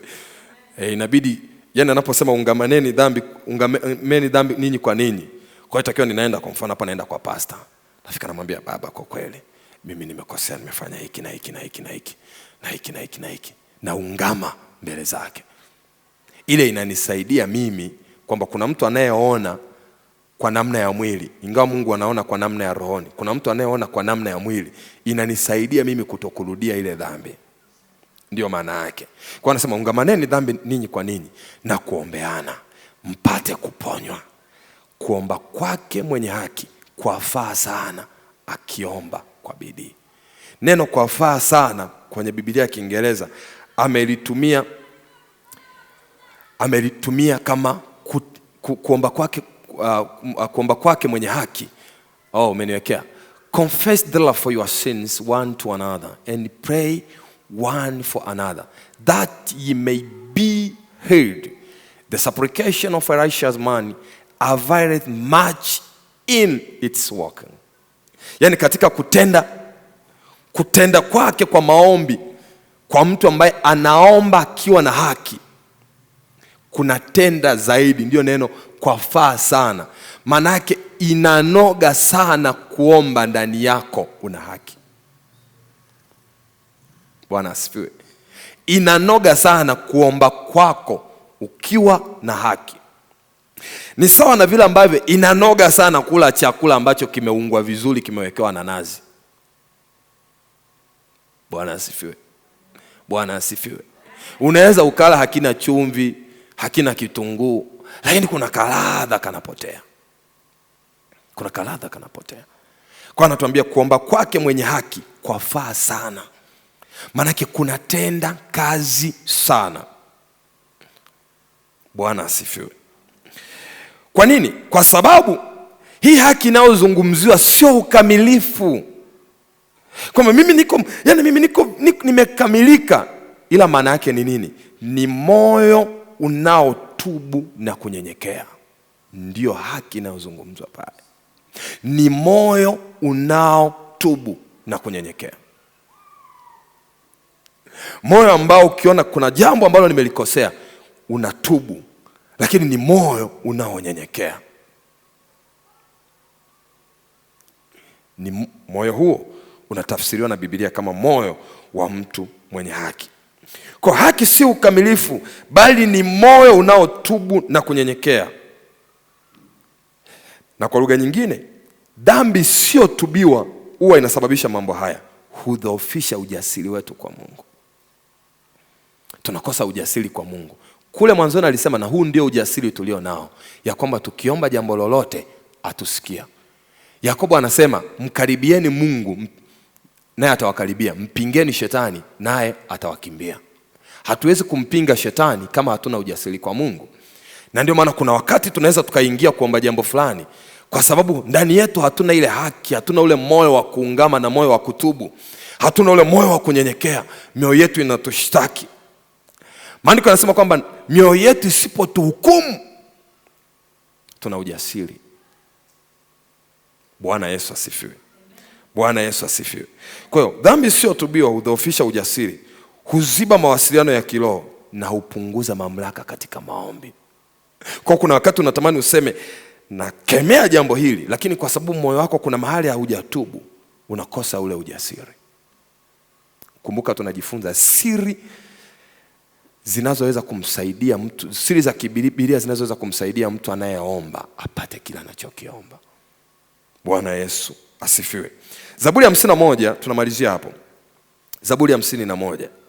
Daudi tunamuona unyenyekevu wake. Namna alivyonyenyekea pamoja na kwamba ni mfalme, anaona amekosea, anarudi mbele za Mungu. Zaburi ya 51. Anasema, Mungu ni rehemu sawa sawa na fadhili zako. Kiasi cha wingi wa rehema zako uyafute makosa yangu. Kiasi cha wingi wa rehema zako uyafute makosa yangu. Hakuangalia status, hakuangalia nafasi, hakuangalia cheo, hakuangalia. Na ndio maana tunapoingia kwa Mungu kuna jambo tunaona halijakaa sawa, tunaingia kwa toba. Hatuangalii nafasi zetu, hatuangalii vyeo vyetu. Tunaingia kwa sababu tunatamani kutengeneza na Mungu. Na tukitengeneza na Mungu tunapata ule ujasiri wa kumwendea Mungu, kwa sababu mioyo yetu haituhukumu tena. Bwana Yesu asifiwe. Bwana Yesu asifiwe. Kwa lugha nyingine, dhambi sio tubiwa hufanya maombi yakose nguvu. Hufanya maombi yakose nguvu. Lakini maisha matakatifu huipa mamlaka sala. Huipa mamlaka maombi. Bwana Yesu asifiwe. Mungu hupinga kiburi, lakini hujibu kwa haraka moyo uliovunjika sana. Moyo uliovunjika, moyo unaonyenyekea, Mungu hujibu kwa haraka sana. Ila moyo wenye kiburi, Mungu anasema tengeneza hapa. Moyo una kiburi, Mungu hupinga. Bwana Yesu asifiwe. Na hapa ngoja nizungumze jambo moja kwa wewe ambaye unanisikiliza. Tunapoendelea na maombi haya, yamkini unaweza kuwa umekosana na mtu. Kumwomba msamaha na asikusamehe wewe haikuhusu.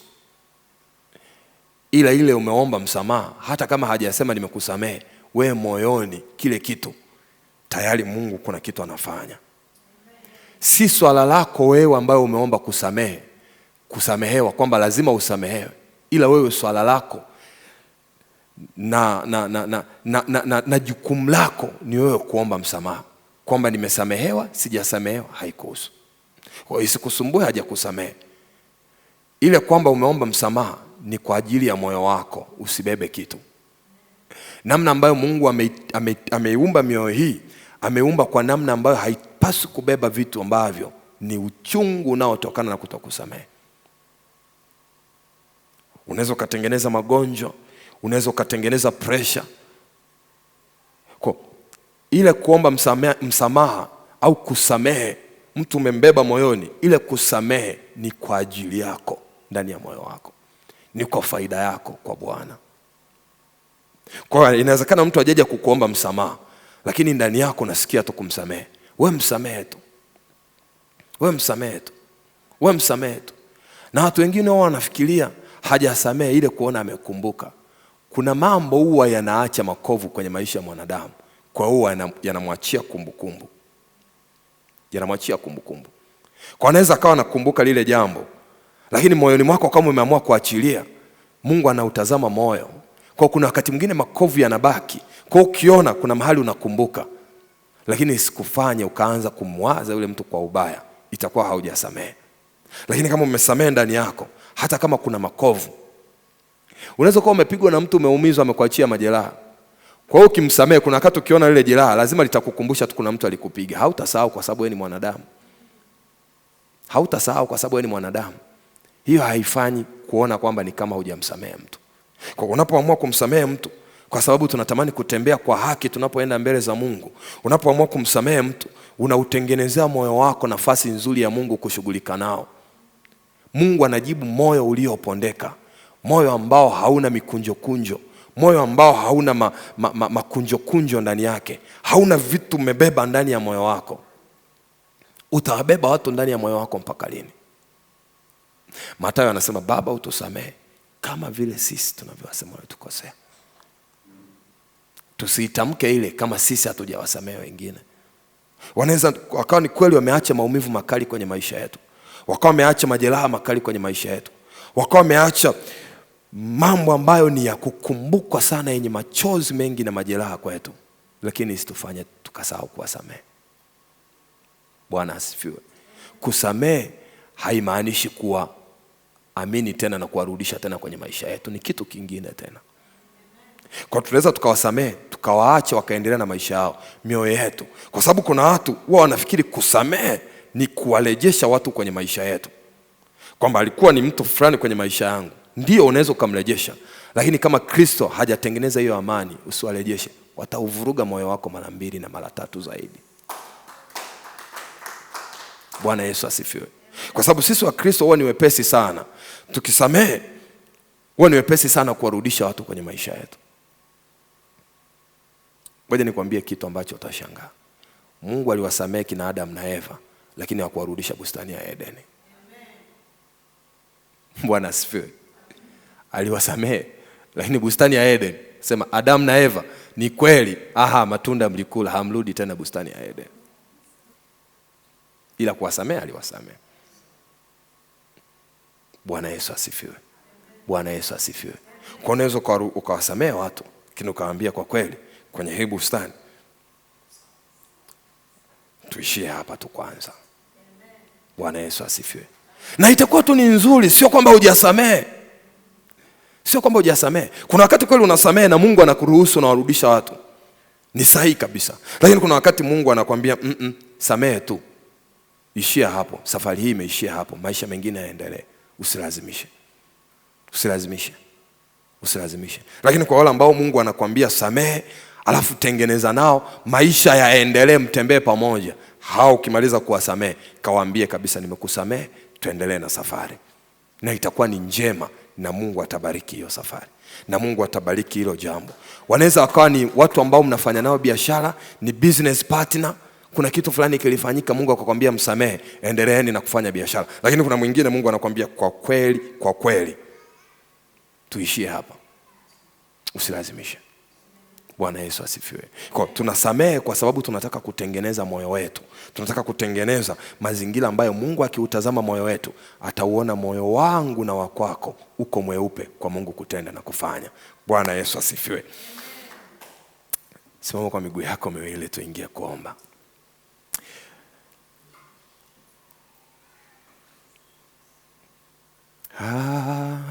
Hakuna kabisa dawa ya makosa ya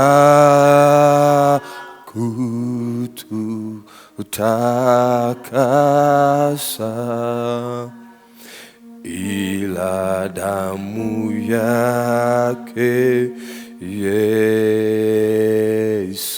Hakuna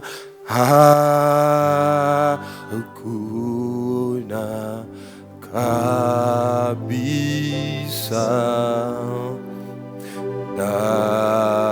dawa ya makosa ya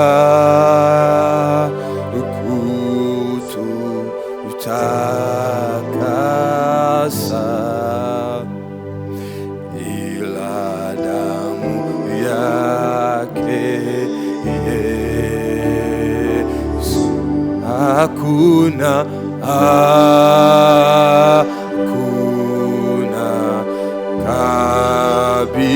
kabisa dawa ya makosa ya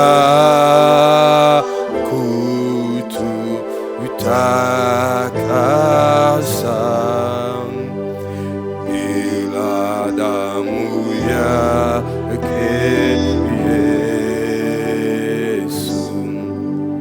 Wewe ambaye unatufuatilia kwa njia ya mtandao, na wewe ambaye uko mahali hapa, fuatisha maombi haya. Sema, Bwana Yesu, ninasogea kwako. Asante kwa neno lako. Asante kwa neema yako ambayo umeifunua kwangu. Mungu, umenifundisha kwa habari ya kuwasamehe wengine, kwa habari ya kutokuwabeba wengine. Mungu, nisaidie. Yamkini kuna mahali maombi yangu yamezuiliwa, hayajajibiwa kwa sababu sijawasamehe wengine, sijaachilia msamaha kwa wengine. Mungu nisaidie. Mungu nisaidie. Mambo mengine ni magumu kusamehe, mambo mengine ni magumu kuachilia, lakini kwako Bwana hakuna lililo gumu, hakuna lililo gumu. Mungu, ninasogea, ni maombi yangu, nimenyosha mikono yangu kwako. Mungu nisaidie. Mungu nisaidie. Mungu nisaidie. Mahali ambapo nimeshindwa kabisa kuachilia, nimeshindwa kusamehe, Mungu nisaidie. Mungu nisaidie. Mungu nisaidie. Baba nisaidie. Ule mzigo ambao nimeshindwa kushusha, Bwana nisaidie. Kwa neema yako, kwa neema yako, ni ushushe mzigo mzito mabegani kwangu, mzigo nilioubeba, ulionisababishia magonjwa, ulionisababishia presha. Kwa jina la Yesu na kwa damu ya Yesu, ninasogea kwako Bwana. Mungu nisaidie. Mungu nitue mzigo huu. Mungu nitue, kwa sababu ya wanadamu, Kuna wakati nayatazama majeraha, kuna wakati natazama makovu. Mungu, nisiyatazame makovu yakanikosesha kwako, yakanizuia kukuona. Mungu, niuone ukuu wako katikati ya mambo mengi mabaya, katikati ya mambo mengi mabaya niliyotendewa, niliyofanyiwa. Mungu, nisaidie niyaone mema yako kwenye maisha yangu, mahali nilipowaziwa mabaya, mahali ambapo nilitegewa mitego, mahali ambapo nilichimbiwa shimo. Mungu, nisaidie. Mungu, nisaidie. Mungu, nisaidie kuona kama vile Yusufu alivyoona. Yusufu hakutazama ubaya wa ndugu zake. Yusufu alitazama wema wa Mungu kwenye maisha yake, akasema, Mungu alinituma, Mungu alinileta kwa nyakati kama hizi. Mliniwazia mabaya, Mungu aliniwazia mema. Mungu, nisaidie kwenye mabaya niliyowaziwa, niyaone mema yako, niyaone mema yako kwa jina la Yesu, kwa jina la Yesu. Mungu, nisaidie pia, nipe uvumilivu kwenye yale ninayaomba, kwenye yale ninayaomba. Mengine yamekuwa machozi yangu ya muda mrefu. Mungu, nisaidie nisikate tamaa, nisikate tamaa, nisikate tamaa, nisikate tamaa, nisikate tamaa, kwa jina la Yesu, kwa jina la Yesu, kwa jina la Yesu. Mungu, tengeneza imani ndani yangu, tengeneza imani ndani yangu, mahali ambapo imani inaonekana kupotea ndani yangu. Moyo wangu na nafsi yangu vinaonekana kuinama. Mungu, nipe ujasiri wa kuambia moyo wangu na nafsi yangu, moyo wangu siiname, moyo wangu siiname, moyo wangu siiname.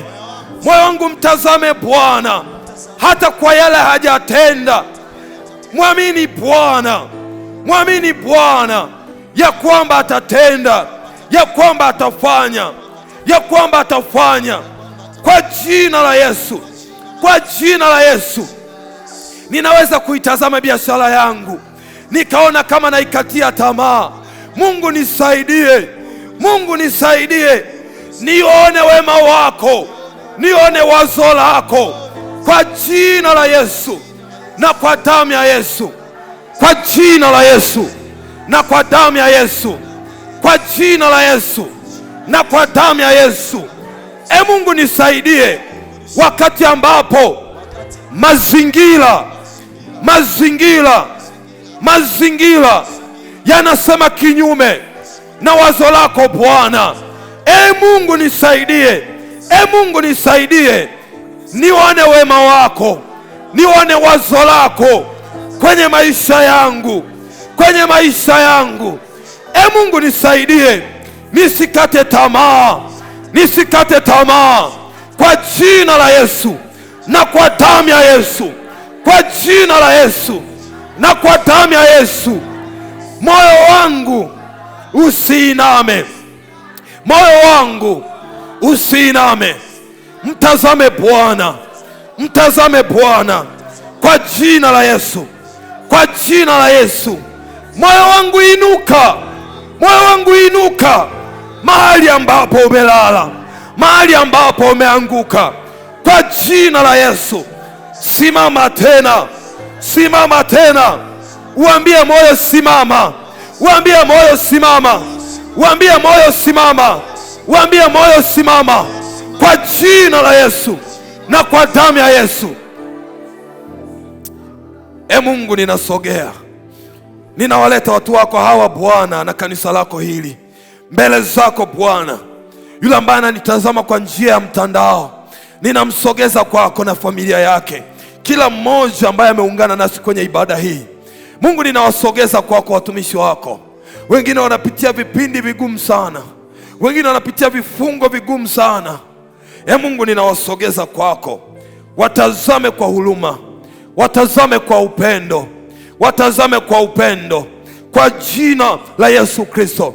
Mioyo iliyoinama, mioyo iliyoshuka, moyo iliyosononeka, mioyo iliyoumizwa, kwa jina la Yesu na kwa damu ya Yesu ninawasogeza kwako Bwana. Mtazame mama yule, mtazame mama yule. Kuna jambo amelingoja muda mrefu na anaona kana kwamba halitokei, anaona kana kwamba halitokei. Kuna nyakati marafiki wanamwambia haiwezekani, kuna nyakati ndugu zake wanamwambia haiwezekani. Wengine wametukatia tamaa, wengine wametukatia tamaa. Mungu mtazame, mtazame, mtazame baba yule, mtazame kijana yule. Mungu simwache peke yake, neema yako imfunike, nguvu zako zimfunike, fadhili zako ziende naye kwa jina la Yesu Kristo, kwa jina la Yesu Kristo. Wanadamu wanaweza wakatukatia tamaa, lakini Mungu wewe hujawahi kutukatia tamaa. Wanadamu wanaweza wakasema maneno mengi juu ya ahadi zako, lakini Bwana wewe unalo neno moja juu ya ahadi zetu. Kwa jina la Yesu Kristo wa Nazareti aliye hai, tunajiungamanisha na fadhili zako, tunajiungamanisha na neema yako, tunajiungamanisha na ukuu wako, tunajiungamanisha Bwana na neema yako iliyowaondoa wengine kwenye vifungo vya kutokusamehe, iliyowaondoa wengine kwenye vifungo vya kubeba uchungu. Nasi Bwana tunajiungamanisha, nasi Bwana tunajiungamanisha. Yale tuliyoyabeba kwa muda mrefu, yale yaliyotuumiza kwa muda mrefu, sasa Bwana tunayaachia, tunayaachia, tunayaachia, tunayaachia, tunayaachia. Tunawekwa huru kwa damu ya Yesu, kwa jina la Yesu Kristo wa Nazareti aliye hai. Neema ya Mungu inatusaidia. Petro ulimwambia utamwombea imani yake isitindike. Nasi Bwana tunasogea kwako. Kama imani inaweza kuombewa, nasi Bwana tunaiombea imani yetu. Kuna nyakati kwa sababu ya wanadamu tunafika mahali ambapo tunaona hakuna mpenyo, hakuna tena namna ya kuendelea kusogea mbele. Tumekata tamaa hata kuomba, tumejikatia tamaa sisi wenyewe, tumejitolea mstari sisi wenyewe, tumejikatia tamaa. Tumeona ni kana kwamba hatuwezi kwenda mbele, tumeona ni kana kwamba hatuwezi kusogea mbele. Mungu tusaidie, tusaidie Bwana, tusaidie Bwana, imani zetu zisizame. Tusaidie Bwana, imani zetu zisizame. Tuinue Bwana wakati ambapo tunapita kwenye milima ambayo Mungu tunaona hatuwezi kupanda. Mungu tusaidie kuipanda milima yote, tusaidie kuipanda milima yote, milima iliyo mirefu, milima iliyo mipana, milima iliyo mikubwa, milima yenye mabonde, milima ambayo ina mawe, milima ambayo imejawa kila aina ya maneno mabaya, kila aina ya nyoka wabaya na wanyama wakali. Mungu tusaidie kuipanda. Mungu tusaidie, tusaidie Bwana. We ambaye Mungu unatuambia liko wazo tulilikatia tamaa, liko jambo tuliliombea tukakata tamaa. Mungu unatamani turudi tena, unatamani turudi tena kuliombea, unatamani turudi tena kuliombea, kwa sababu Bwana wewe unatamani kulitenda. Bwana wewe unatamani kulitenda kwa jina la Yesu Kristo wa Nazareti aliye hai. Namwombea baba yule ambaye amelala kwenye kitanda muda mrefu, ameomba, amechoka, moyo wake umeinama. Mama yule mtazame, kijana yule mtazame, moyo wake umeinama kiasi kwamba hataki tena kuendelea kuomba. Akisikia maombi anasikia kama kitu ambacho kinagonga moyoni mwake, ni kama ugomvi kwenye maisha yake. Hataki tena kusikia kitu kinaitwa maombi. Wakati mwingine ametoana sadaka, hajaona ukitenda. Wakati mwingine ameomba, amebadilisha mpaka na watumishi, hajaona ukitenda. Mungu hebu msaidie, iimarishe imani yake, iimarishe imani yake, iimarishe imani yake, iimarishe imani yake kwa jina la Yesu Kristo wa Nazareti aliye hai. Ninamwombea hata yule ambaye mapenzi yake yalikuwa ni makubwa sana kuliko mapenzi yako. Mungu msaidie, Mungu msaidie. Kuna nyakati ni vigumu kuyapokea mapenzi yako kuliko matakwa yetu. Mungu tusaidie, mapenzi yako yatangulie, halafu sisi tuje nyuma. Mapenzi yako yaende, mapenzi yako yakienda pamoja nasi, Mungu utakuwa pamoja nasi. Tukitanguliza mapenzi yetu, Mungu hautaenda nasi. Mungu tusaidie, neema yako isipungue, mkono wako usipungue. Tusaidie Bwana, tutie nguvu. Tusaidie Bwana, tutie nguvu, katika jina la Yesu Kristo wa Nazareti aliye hai. Yamkini Mungu, wakati huu tunapoongea, yuko mtu yupo katikati ya maji anataka kuzama. Yupo katikati ya jambo ambalo ni gumu sana, jaribu gumu ambalo yupo kiasi cha kuzama. Mungu, muinue tena, mvute kwa mkono wako, mvute kwa mkono wako, kama vile ambavyo ulimvuta Petro alipokuwa anataka kuzama. Imani yake ilifika mwisho. Yamkini kuna mtu mmoja, kuna jambo limefika mwisho, imani yake inaonekana imefika mwisho. Mungu msaidie, hilo jambo lisizame, hilo wazo lisizame, hiyo fursa isizame kwa jina la Yesu Kristo. Hiyo biashara isizame kwa jina la Yesu Kristo. Hiyo kazi yake isizame kwa jina la Yesu Kristo. Hiyo afya yake isizame kwa jina la Yesu Kristo. Yamkini ipo katikati ya upinzani mkubwa, lakini Mungu umelituma neno lako, nimwambie haitazama kwa jina la Yesu Kristo. Haitazama kwa jina la Yesu Kristo. Mungu atakuimarisha, Mungu atakutendea, Mungu atakutendea, atakuimarisha kwa mkono wake katika jina la Yesu Kristo. Utastawi kama mtende, utastawi kama mtende kwa jina la Yesu Kristo wa Nazareti aliye hai, katika jina la Baba na la Mwana na la Roho Mtakatifu. Mungu akubariki shambani, Mungu akubariki na mjini, ukabarikiwe kote kwa neema ya Mungu, na baraka hizo zikafanyike kuwa baraka na si laana kwenye kizazi hiki na kwenye vizazi vijavyo, katika jina la Yesu Kristo wa Nazareti aliye hai. Amen. Kushukuru ambaye ulikuwa unafuatilia ibada hii. Mwambie jirani yako, mtumie linki hii pia, mwalike kwenye ibada hii. Mwambie tunaendelea na maombi ya mfungo na mfululizo, lakini vile vile usisahau kumwambia tarehe 23 tunamkesha pale JKT Mwenge. Mungu akubariki sana, Mungu akutendee. Ndaga fijo, ndaga malafyare, katika jina la Yesu. Amen. Amen. Mshukuru Mungu na hiyo dhabihu yako. Omba pamoja na hiyo sadaka yako. Ibada isiyokuwa na sadaka, hiyo sio ibada. Kwa hiyo simama tu, shika sadaka yako, mshukuru Mungu na hiyo sadaka. Baba, katika jina la Yesu Kristo, tunakushukuru Bwana kwa uaminifu wako. Asante Bwana Yesu kwa neno lako lilolituma jioni ya leo. Ninakushukuru Bwana kwa neno lako la jioni la leo. Baba, katika jina la Yesu Kristo, tunazo sadaka mikononi mwetu, tunazo sadaka mikononi mwetu. Pale ambapo Bwana kwa maneno yetu hatujaweza kuomba, tunaomba Bwana hii sadaka inene, iongeze Bwana imani yetu kupitia hii sadaka, imani yetu ikaongezeke, imani yangu ikaongezeke katika jina la Yesu Kristo. Kupitia hii sadaka Bwana ninayoileta mbele zako Baba, imani yangu ikaongezeke mbele zako, moyo wangu inuke tena Bwana, lile tumaini liinuke tena ndani yangu katika jina la Yesu Kristo, katika jina la Yesu Kristo. Kupitia hii sadaka Bwana tunaiambatanisha na sadaka ya damu ya Yesu pale msalabani, ikanene Bwana, ikanene Bwana, ikanene Bwana, ili hiyo imani ikaongezeke kwenye maisha yetu katika jina la Yesu Kristo wa Nazareti aliye hai. Bwana Yesu, tunakushukuru kwa sababu ya neno lako, ishara ya shukrani mbele zako Bwana, ya kwamba tumelipokea neno lako, tumelipokea neno lako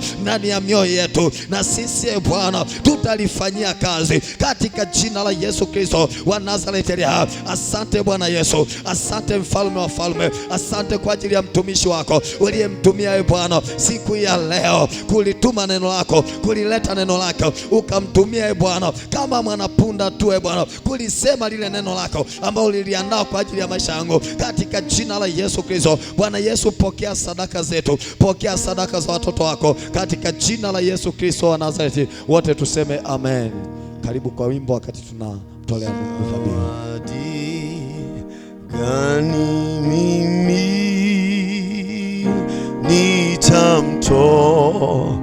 nitamtolea Bwana wangu ila roho yangu? Zawadi gani mimi